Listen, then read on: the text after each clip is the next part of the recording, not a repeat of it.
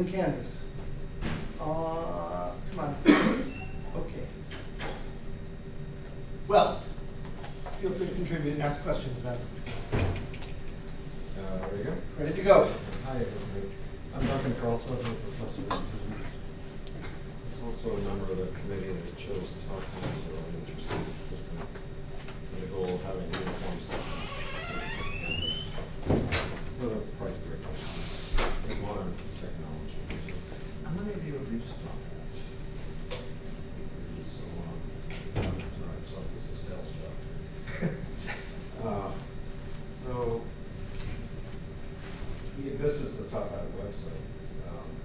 What is it? It's about using a license for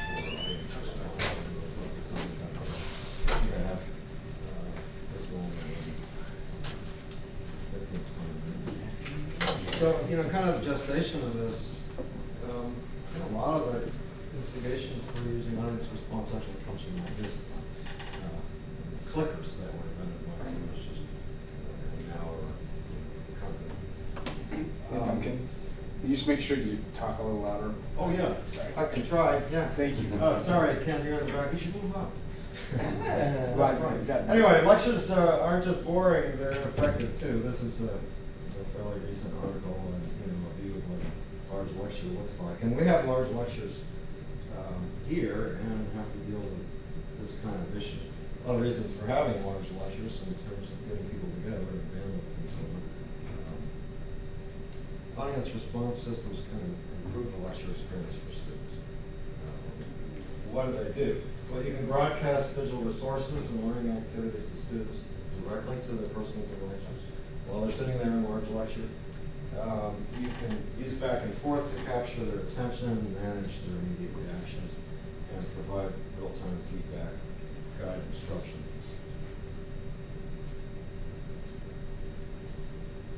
People are really excited about this technology. It has a lot of promise, really, to change the dynamic of any instructional setting. Not just large labs, where they're being used in physics in small groups, and even in the lab. And this could apply to any discipline. Facilitation and evaluation of learning activities to assess student comprehension of course content in real time. You can learn more about a student cohort and their capabilities, initiate a dialogue about course material, or guide instruction based on responses of just-in-time teaching. Also addressing accessibility needs, capturing attention, and intervening in potential distractions using the broadcasting feature, fancy way of saying occupy their phones.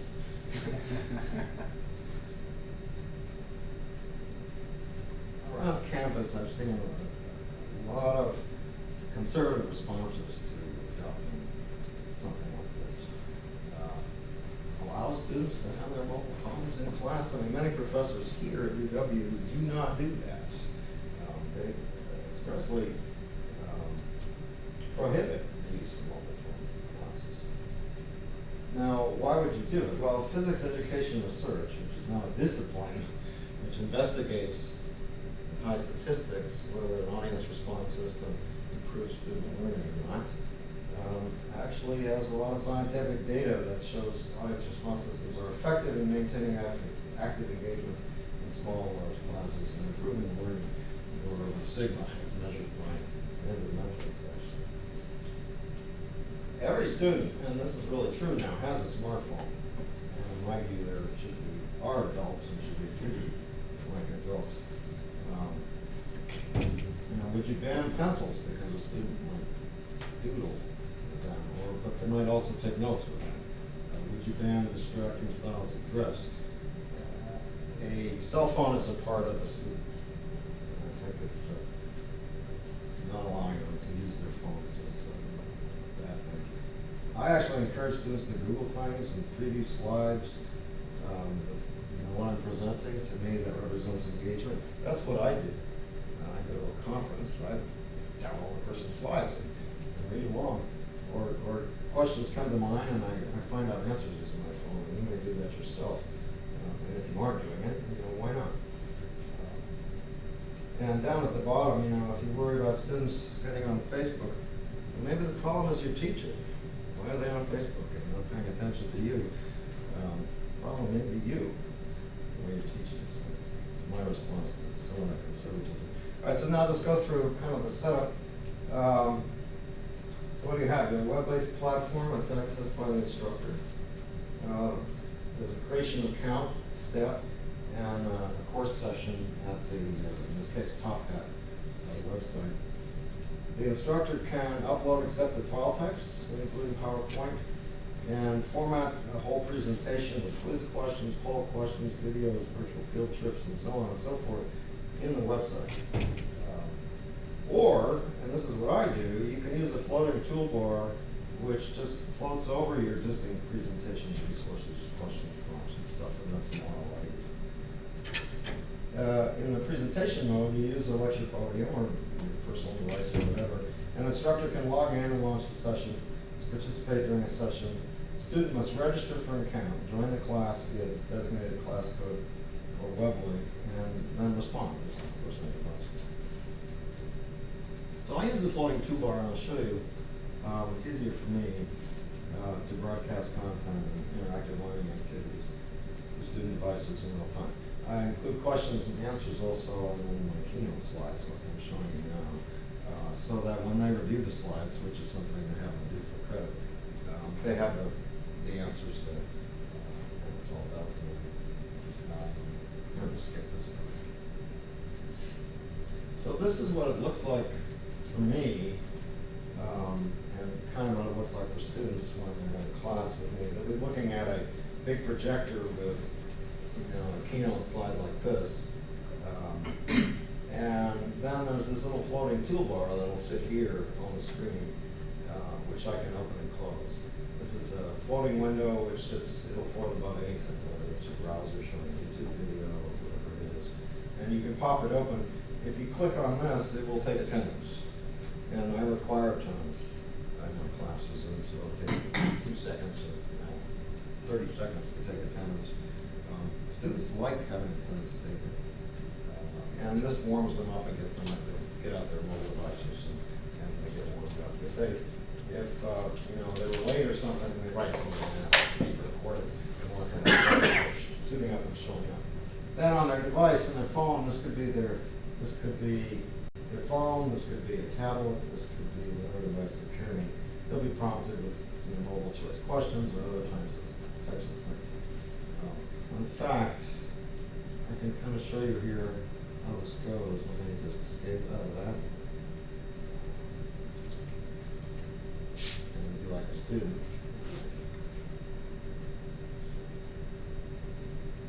So I keep the, an Apple, I like this, keep the Top Hat thing here, and I'll launch that. And this is where what it looks like, where the interaction goes. So if I were to close this, there's the little window floating. It's unobtrusive. It stays away. When I want to ask a question, well, I click this to take attendance. It just shows the code students entered on the device, so that it's code specific to that class. If I want to open this up and I ask some question or something like that, I just click that.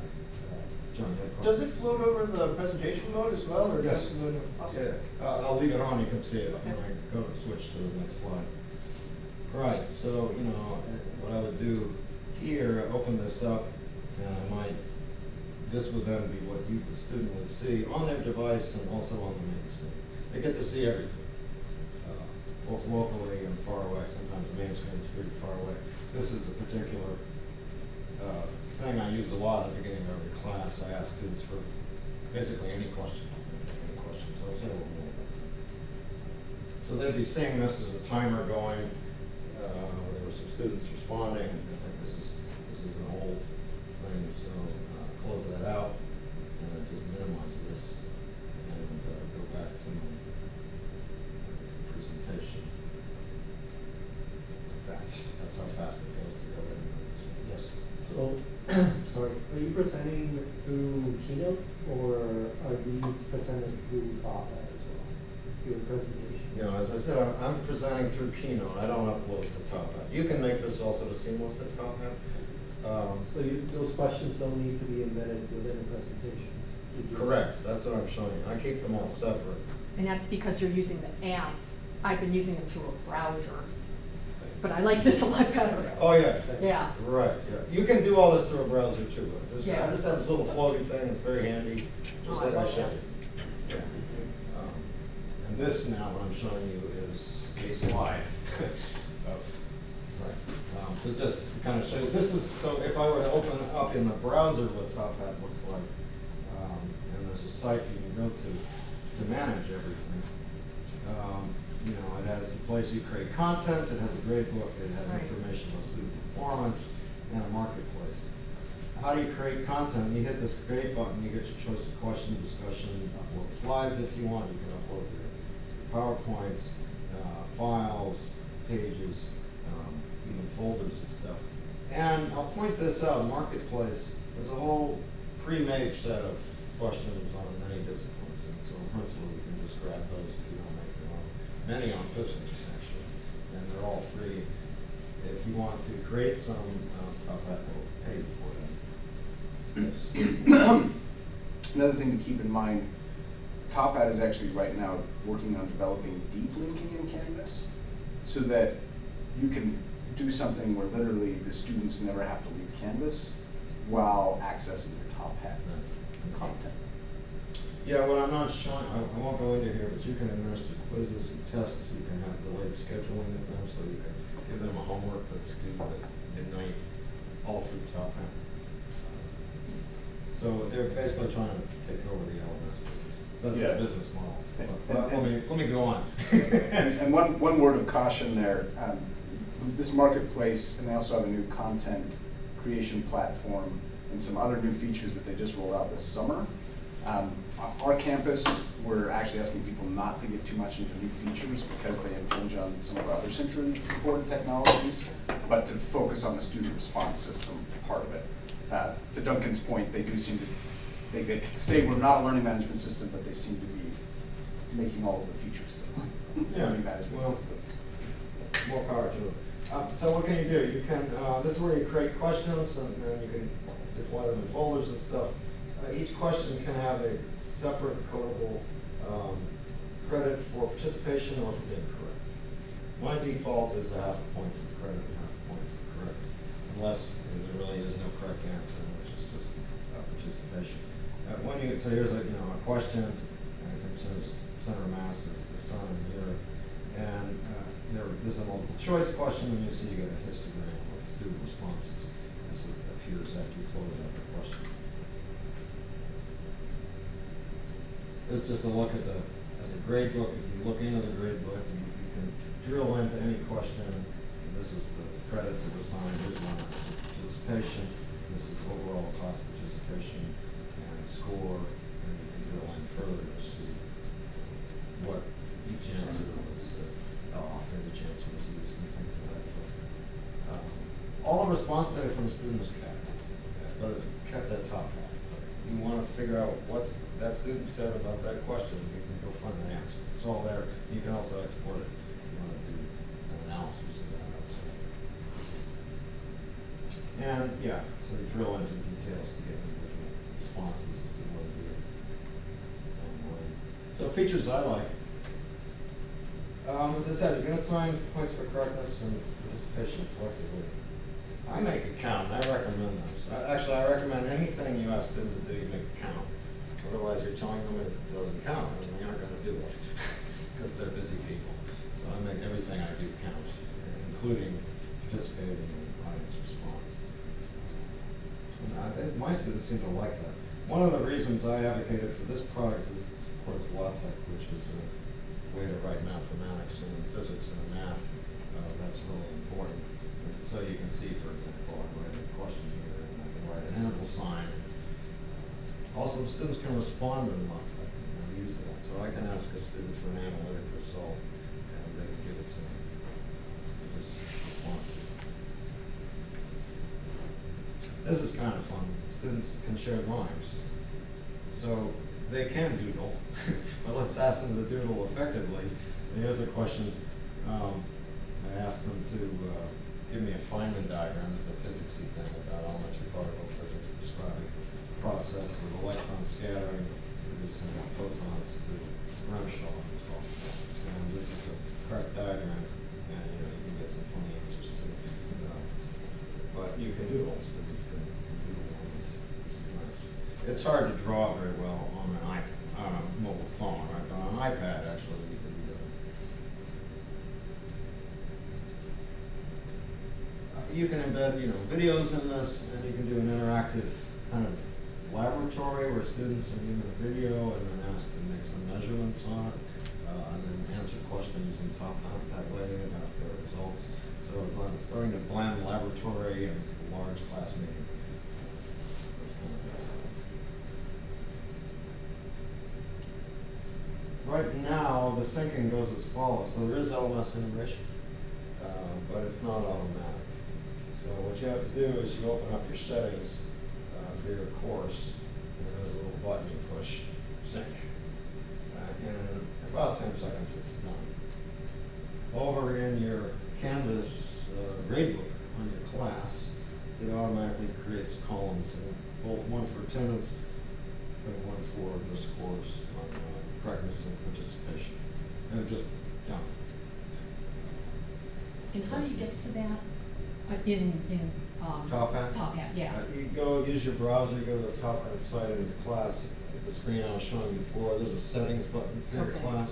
Yep. And you can't really read it, in fact, I can't even read it on that screen there, but the settings options are, general information, grading options, timer options, and secure attendance, which is a feature we'll go into, and LMS integration.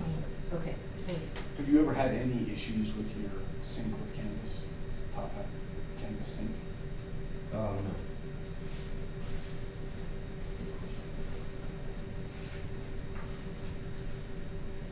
So, we're going to end about here. The slide I call 100x. I showed you that one of the things I do at the beginning of lectures, I just ask for questions. People give me, I get lots of them. I get 50 questions, and I'll just go through them. That keeps me in touch with students. Ask them about physics. And so, I think it was this week I asked students for questions, and they gave me questions. I had the answer. Stump your professor. Be careful what you ask. Do you call it stump your professor? 'Cause that would be. I don't, but yeah, it's kind of like that. I think what's really amusing on why I call this contract, we had an outage a month back where all the internet went out. Top Hat was dead. This is bad. I was oh my gosh. Right. This went on for 3-4 days. And I was going to do this, and I couldn't. So I resorted to what I used to do, which is stand in front of the class and go, any questions? I got one question. And this has been my experience my entire teaching life. You ask Socratically for questions, and you get a lot of blank faces. And even if you answer that question, you're really only addressing the needs of one student. Others are not really participating or engaged in the question. So your efficiency is very low. With this, I'll get 100 questions. And all the students will see the questions on their mobile devices. And they can vote them up and down, and they can participate as if it were a Twitter feed. The engagement just increased 100-fold.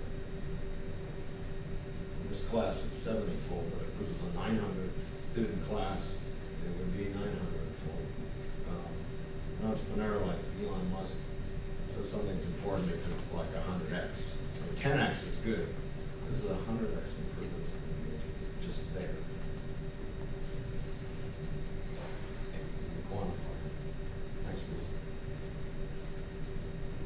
So you ask them questions and you give them 5 minutes or whatever to type in questions, and as they're typing them in, they appear on each other's apps, and they can be like, oh, that's a good question, and then they vote it up or vote it down.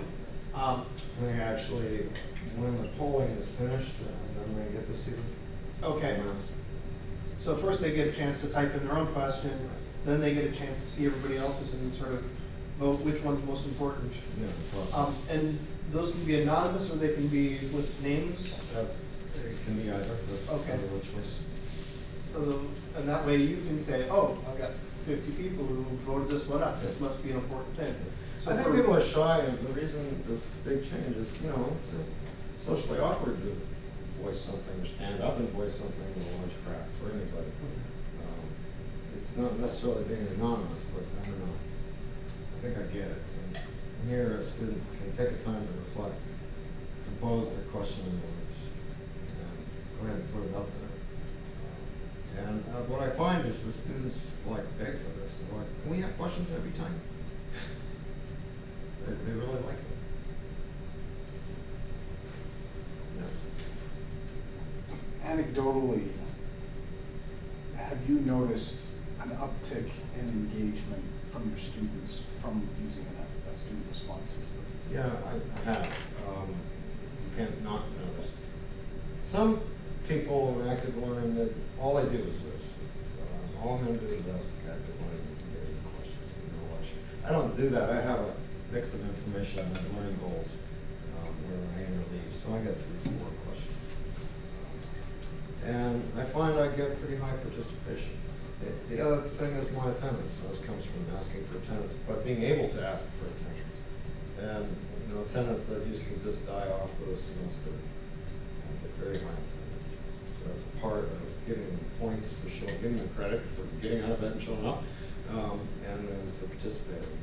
They appreciate that too. They ask for that, check if there's a problem. They check their scores. So having this integration is really important. They can always go to Top Hat and see everything they did, but having it in one place at our LMS where they can go and see that they get checked off, that's important. When you have it sync, does it just sync one time or does it sync continuously? No, it's not an automatic sync. This should do that. I mean, McGraw-Hill does that. They just do it at some preset schedule. Top Hat just doesn't. So you need to push a sync. You have to out. push Yeah. that sync button. Got it. So do you do that every day after class, or do you do it once a week, or? I do it every day after class. Okay. Yeah, after the lecture class. And James, do you know with the deeper integration with Top Hat, is that going to, is that on the plan? I'll have to ask them about that. I don't know. I would assume that there's something It along. makes sense, yeah, that's the direction they would That go. was, if you had deep linking, that there would be an easier exchange of information, but the gradebooks sync specifically, I will have to ask them about that. Right, well, it might be nice to have, more of the information that they're taking on our website moved over. Not just the sum score, but if you want to know, if you want to generate a quiz in Top Hat, put that in your quiz bin in Canvas with some net weight for all quizzes, for example. You can't do that. All you get from Top Hat integration is the total score on all the assignments. You can export that and bring it back in manually, but that isn't a standard practice for you. Are there many differences between Top Hat and D2L versus Top Hat and Canvas? Is this one of them? Was there a deeper integration with D2L, or? No, in fact, there was no integration with D2L on this Okay. campus. The reason was they Top Hat could only, according to them, support one LMS. Oh, wait a minute. It's the other way around. It's the other way around. So they were only doing D2L, and then they made a toggle to Canvas, and I was like one semester out of step with them. Yeah, the old D2L integration, you could push one grade once. So basically, you wait till the end of your semester and push whatever your total grade in Top Hat It is. didn't have that. Would push it to D2L, you have this one Top Hat grade. With Canvas, you actually can select, I want this grade coming to this grade, this grade, but there is still the manual piece where you have to push the grade. But multiple times throughout, so you can do it immediately after your class. Exactly. And that wasn't available in D2L. like you're saying. Correct. There is still a significant problem with that. They will only push one grade only push one grade per Canvas class. So I have multiple sections, and sections meet at the same time.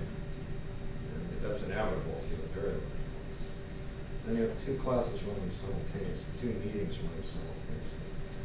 At that point, you need to have a separate section of class in Top Hat. Because they're running simultaneously and people are joining different ones and so on and so forth. So you're accumulating grades there, and now you want to inject those into a Canvas gradebook, but only one top hat class can inject. They won't set it up by push to like be able to do this one and then shove this one in. At least do this one and copy over or something. So you can't do that at the moment. That's a problem. So we've had, I'm a TA for a 100+ student course in pharmacology, and we've had issues when we present these types of questions, any type of question, about certain mobile devices not being able to, students not being able to answer certain mobile devices. And we've sort of discovered that this issue is way more prevalent with older mobile phones. Have you had that sort of issue, or do you know anything about that? I have about 70 students that have no issue. My students, all of them have either iOS or Android device. But they aren't all new. I've seen iPhone 5s. I have not encountered that. That might, maybe that will, so there may be some particular problem. Do you know what devices? No, I know it's both for some Androids and iPhones, but specifically for mapping questions. So these types of questions that you sort of have to select a certain area. Yeah. Or matching questions, which are the ones where you sort of move options to match. Hey, I don't use those much, although I should pitch them. They're really great. So you can put up a photo, or how I would use this is put up a graph of data and to point at the outlier in this graph. Right? And students can click on it, and then you get a distribution of their clicks. You could use this facility in many ways. I can imagine that might. I haven't used that much, but I can imagine they could pose some different technical issues than I would have encountered. I thought you meant it's like didn't work at all. It's these particular types of questions, and then the matching ones where you have to drag stuff. Right. That's there's some handshaking going on in the top hat and so on and so forth to be able to facilitate an interaction and so on. So I can imagine there could be different technical issues. And with many technologies, right, the technology moves ahead, the possibilities are up here, but what people actually have implemented, I mean, we probably still have students whose, they only run Flash on their, they're running Internet Explorer on there, so they can't access some of our websites. It's a tricky one. I remember that one of the big things about Top Hat was you can actually text in and, with a flip phone, and if you identify that you have some students in your class that only have that flip phone, then yeah, you stay away from the heat maps and you stay away from the drag and drop type questions, because they've got to do a little bit extra work to, type in that number in order to get the answer in there. Right, and that is out there as one of the selling points, of course, but that isn't a problem anymore. Everybody, at least I run into, has smartphones, and that's the trend. And with a smartphone, you can do so much more in terms of broadcasting information and collecting the sky's the limit. I've been pushing Top Hat to enable immediate transfer of phone images. So, take a picture of something on your phone. Maybe it's your lab report, or it's the computer screen on plotting, or it's your equipment, right? And then just upload it. I actually have to do that now. My student discussions. What I'm doing is I have them. This isn't really applicable to Top Hat, but rather than hand in paper, I just have them take a phone picture of their quiz, and then they email it, and I speak it. And there's no paper, and they walk out of there. It's done. I have a question. So I've been using Top Hat on the web browser. If I go to using it on the app, the students, because now the students can use it on their phone or they can use it on their computer or device, doesn't matter what the device is. By me using the app, do they have to use only a phone? Or can they still use their computer? Use whatever. No, what Okay. we use to control is what they use to do it is anytime. Okay, all right. So you could run this with the app on your pad as you wander around. Mhm. Yep. What are your favorite ways to use it? And let me open that up to everybody else who's used Top Hat, because I'd like to hear some really good ideas of some of the best things that you've seen Top Hat do for your class participation, pedagogy engagement. I teach personal finance, and to get an idea of where students are coming from, I'll ask them questions. Do you own a stock? Has your family ever talked about what a will is? You know, just to get a gauge, it helps me make sure I'm lining up with what their level is. And then do you immediately show that on screen as well, so they can see like, oh, I'm not alone in owning stock, Yes. or I am all alone in owning stock, or that sort of thing, yeah. And I've heard in some psychology classes, they do this, or it was, I think it's a human sexuality class or psychology class, where they're like able to ask these questions to be able to sort of build an area of trust in the class, so I don't feel like such a outlier because, oh, look, I'm not alone in the class with whatever behavior that I have. Yeah, I think Anonymously, of being course. able to, there are two modes in Top Hat, I think, is one is sort of a quiz mode, which is an individualized thing, and the other is really more of a social thing, like in sharing questions. I say it, but I don't have to stand up and say it out loud. You gotta share it. If I were only asking for questions, and then I would respond to them offline somewhere, well, there's no reason to be in a face-to-face whole class meeting to do that. I mean, you can schedule that offline, right? So you should be using these things insofar as they're relevant to the meeting type that you're in. So in the whole class meeting, the general engagement communities, being able to do that this way is really good. But the different thing, I've been trying to, but without too much success because of training promotes, use Top Hat in like discussion in the lab. So discussion students will run through a group problem, and then 20 minutes in, I want to know how all the groups are doing. And my TA should want to know how all the groups are doing, and then do a check-in, right? And then ask for a question, and ask each group to give a response, and resync everybody, right? And do that. In the laboratory environment, in similar ways, there's a 4-hour lab, and they're wandering out of sync, even within their own groups, but groups to group, and to resync everybody, and to share data. It's like, okay, what did you get for that measurement? What's your plot look like? Right? Just like take a phone picture and show me, and then distribute that around and resync, and have a chance for reflection in a community in a sectional sense.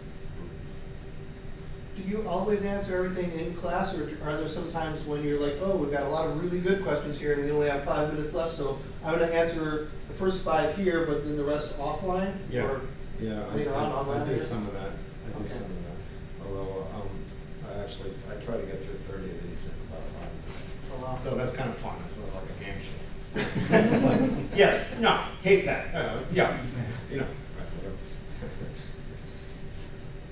Another thing that I've done is you could for exam questions, you may not use it this semester, but you could try it out in class, and they answer it, and you can see if it's well written, but then it gives them a study tool because I release the slides and questions to them, it gives them a study tool to go back to. And you've already given them a chance to answer it in class, again, if they show up. Right. So another incentive for showing up. Yeah. So my question's related to the attendance part of answering these questions in class. For example, if you have students that have a valid excuse for not attending, do you make those, do you assign those as homework? Do you give them a chance to ask those questions that you presented in class but that they couldn't because they weren't there? Yeah. Or do they just... There's the question. I don't, if they have a valid, and they do, if they miss class, they always write to me and say, sorry, so yeah, I'll just mark. It's very easy to mark them manually and attend. But they weren't there for the participation and the questions, so I don't get credit for it. My credits are, this is a small fraction of the grade, but I don't get them a makeup option and everything. I can't afford it. I should say, by the way, backing up, the way people originally used clickers in this active engagement thing is ask a question and look at that distribution, and then you change like pivot, right? Oh, they don't understand that at all. I need to spend time on that. And that changes the style of instruction. When you get distracted, then my experience is, I've got a lot I want to get done, right? And I find I have not moved to that mode of active learning where it's really all about student driven. And part of that is I have many learning goals, which are amenable to just adjusting it and be kind of a free-for-all. But it's that getting that feedback. It is very useful. I'll give a question and then I'll go like, oh. And then maybe I'll work it out a little bit more. But I won't. A lot of instructors will then ask. They'll just formulate on the fly another question which you can do. Because I'll just come up with it and I'll ask it right then, and we'll see did we accomplish what we wanted. That I don't do, but that's kind of where this goes for academics. How is the transition? So I think when we think of traditional lecture, we think of, I've got this thing, I'm gonna go in, I'm gonna talk for a long time, maybe I'll have some quick Q&A, but for the most part, I'm in control of this. Now, once you start letting the students ask questions and you have to respond to that, you lose some of that traditional instructor control of the class. How difficult is it for traditional teachers, instructors, to make that transition? Well, it's kind of what I was addressing. I think there's a middle ground, and that's where I'm at. So, I have demonstrations all lined up and interactive things with those, and I have some other information. I look at the textbook I went today, and I'm going to talk about the laboratory that's coming up, or whatever. There's a lot of stuff I need to get done, get people synced. And, but, the questions are really important, I think, to students. Before, while they're sitting there, ask them for the questions before the bell rings. They come in and this is 5-10 minutes of time for most students. Why waste it? Right? Let's just add 20% to our student contact time by using that, right? They just earn 20%. Better for UW, right? So I asked them, go ahead, while you're thinking, sitting there, come up with a question. And they do, and then I spend about 10 minutes just fielding them and getting some conversation. Everyone's really engaged that way. And then I stop. Maybe I won't do the last ones, and I'll skip the ones that I know are going to take me off in left field. And some of them I do respond to. I'll reflect on, and I'll post an announcement on Canvas. This is a really great question. I don't have time to get to it. Here's what I think about that.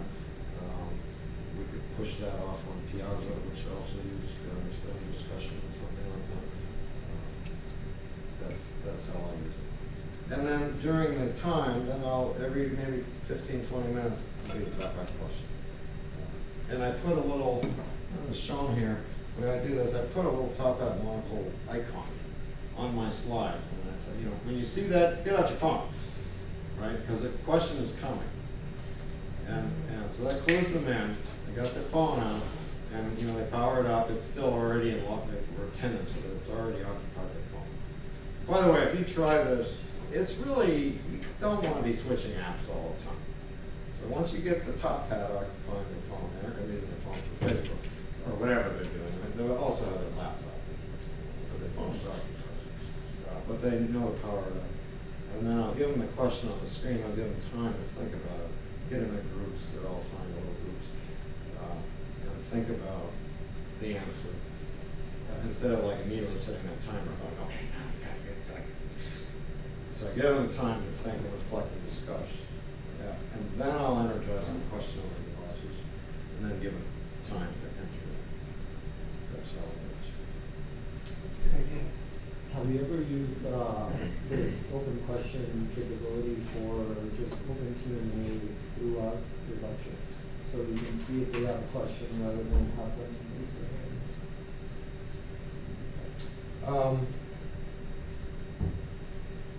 That's a really good suggestion.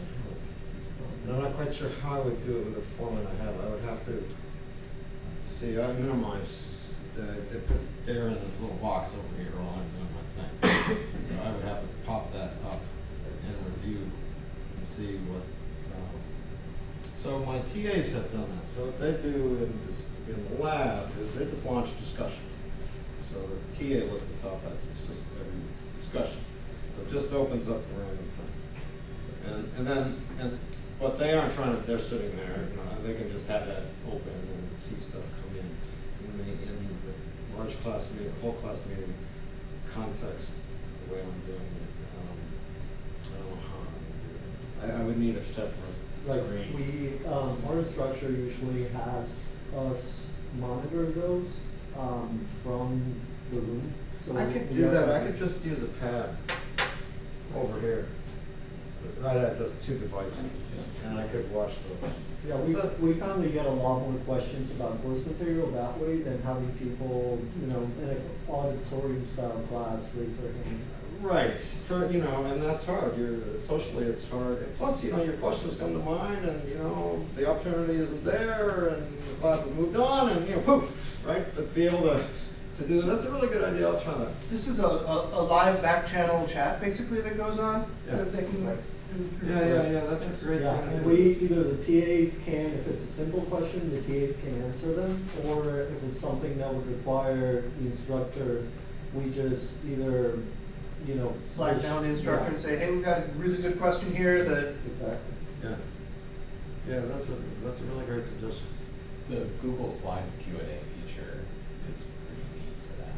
yeah, that lets you do that as I well. don't know what that is. Yeah, it's fairly new, right? It's, yeah, new this spring, I think, last spring. There's- And it's basically the same thing, go ahead, Tom. Yeah, there's a URL that gets on top of your slide that you're presenting. That's a really short URL, and so you can log on a laptop or a phone, and you can submit a question. And then on the instructor's presenter view, that pops up, or you can log in, it pops up on that URL for anybody. And so it's a chat room that students can post, you can answer, everything can be anonymous if you want, upvote, downvote, just upvote. Can that be under the umbrella for protected? Or are you doing this? If it's anonymous, the student can choose whether their question is anonymous or not. So it's a self-protected FERPA thing. Or they can use it to, or they can log on with their Google account and put in a name there as well. Are they using the UW brand Google, or is this stuff going? I believe it's anything anybody wants to use, so the students again have their choice as to So what it's not. The they answer is need. no, it's not for protected. I'm trying to stay away from that stuff. Yeah, We do it. because there's an obligation for a student. You're giving credit for it, and I don't do anything unless I give credit for it, because then the students don't do it. So it has to be for credit, and that means it's student work. That means it has to be for protected and not anonymous also. So that's, I'm coming down to that. That's my hard and fast rule. So that's why I ask it. You know, I want them to be able to identify themselves in the class context, but even if they don't, I don't want student work showing up in Google searches. You know, like in advertisements for top actors, you know, whatever. And the Google Q&A lets the instructor say, only people who are signed in with UW can do this, but I think even then the students can still choose whether they want to do it. But so within the Canvas environment, you can just have everybody open up a Canvas discussion section. Right. And they can pump in their questions there. There's no reason one has to. That's sufficient. So multiple ways, awesome. It doesn't, Canvas doesn't have a, you know, social media sorting and like Yeah. that stuff on the discussion stuff. It's not as beautiful. It's not as beautiful as that. So, any other thoughts, questions, ideas, things you've seen, Tom? We've used Top Hat minimally, mainly just for a check-in at the beginning of class, answer one question, kind of a personal value judgment type of thing for anonymity. But we've used it one other way for an exam review, where the TAs were running the show, and we just listed 12 topics and said, vote for your favorite. We'll cover 6 or so of them. And that was, rather than going, who wants to cover this? Who has questions about this? Who has questions about this? So it was a really simple multiple choice, but it was a What are nice. the questions, I mean, I was just in a webinar, right, and there's 200 people, and, you know, you can't answer 250 questions, but I was thinking about, you know, being a participant as opposed to a presenter, it's like, whoa, they're gonna, you know, how do you handle this? And the way to handle this is the audience will set the questions, right? And that's the best you can do. But then the presenter has a choice also of maybe seeing one that they feel is especially resonant or whatever. But that's a great way to handle get a whole audience engaged in that back channel and then be able to make at least partially a connection to the questions that are really important. And I love the idea of then bringing some of the more interesting questions into Piazza, like another UW supported tool in Canvas, through Canvas, whatever, that lets them then maybe work together to answer this really hard question. Yeah, and Piazza might be the better place to rather than Canvas discussions. And so you don't have to like transfer Right. over, just like start it there. And it has better threading, searchability. And the students actually won't realize that they're in Piazza because of the integration with Canvas, that it is embedded in the page. And so students just think it's part of Canvas. It looks different to students than just to instructors. Sorry, what? Does it look different to students than instructors? No, it shouldn't. It's just because of the way that it's integrated with Canvas. Like it used to be that Yeah, you it would shows look up in the a browser, new window. inside a browser frame. Exactly. Right. And, But you know you're in, it's different. It says itself all over the place. It's true. You'll be surprised at the number of students that just assume, oh, this is part of Canvas. The same thing has happened with Blackboard, Collaborate, and Ultra. Well, It's these like, things oh, are this is an really- awesome part of Canvas. This is really important, and my adage is every click costs you 90% of the Yeah. customer. And that's true in the world, right? And that's true for our customers. And so embedding like that makes all the difference of whether they even use Piazza. If it's another click, well, you just lost 90% of the customer. And maybe Canvas integrate, the deeper integration will get there as Yeah, well. for that. We'll see. They've been promising us at least screenshots for some months now, so. Very good. All right, well, thank you very much for coming. Yeah, please help me thank Duncan.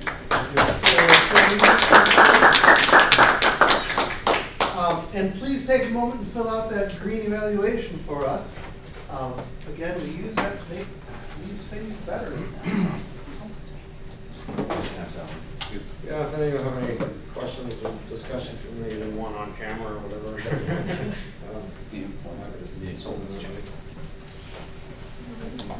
Grab some iced tea and some more sweets. It is almost done. What kind of classes are you gonna do? Introductory college? Big class? Yeah, we're doing it. Yeah.